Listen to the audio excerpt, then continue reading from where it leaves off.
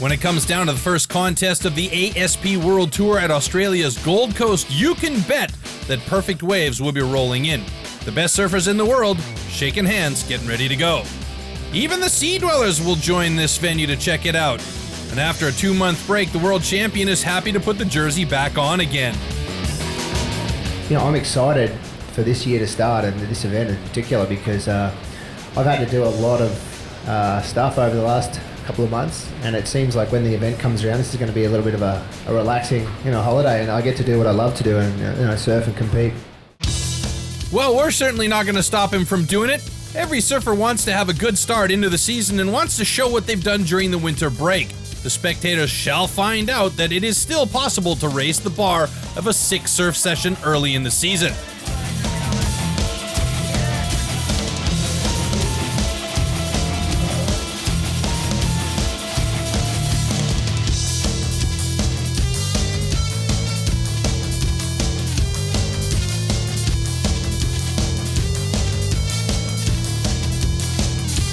But there are also surfers who have had a bad start into the 2013 season. Young gun Gabriel Medina, who had one of the longest waves in his first heat, has to quit the contest because of a bad ankle injury in round 3. Some others have more luck, but nevertheless, when it comes to the final rounds, you see a lot of familiar faces in the heats.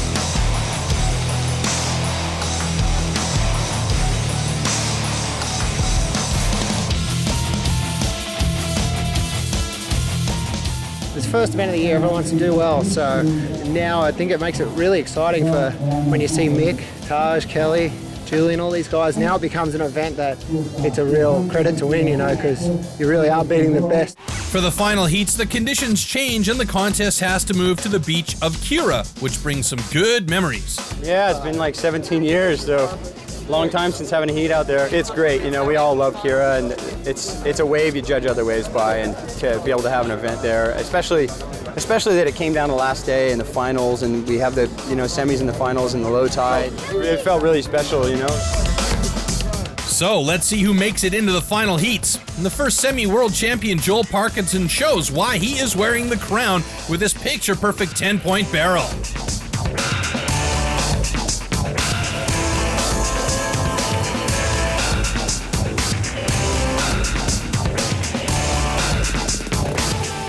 Michel Bourrez answered with a nice 8.87, but in the end it was not enough to beat the world champ. There's so many great waves out here, so you can get 2 10s, wave after wave, so you have to be lucky, but never happened to me.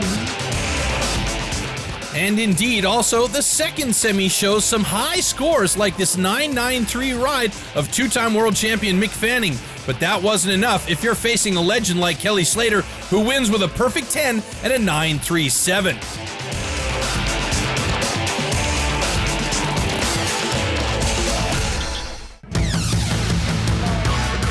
So it comes to a final in perfect conditions between the current world champ and a guy who has collected 11 titles over the last 2 decades. King Kelly sets the bar really high, just as he did in the semis, and scores a 9.83 and an 8.73.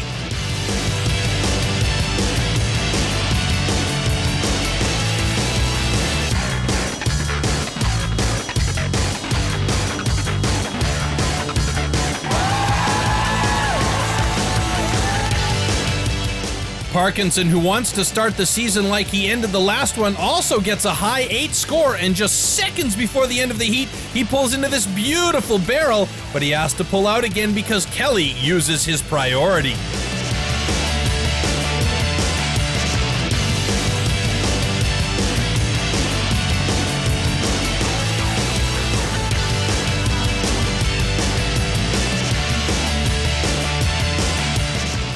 So no chance for Joel to beat King Kelly, who now gets a taste of perhaps a 12th title.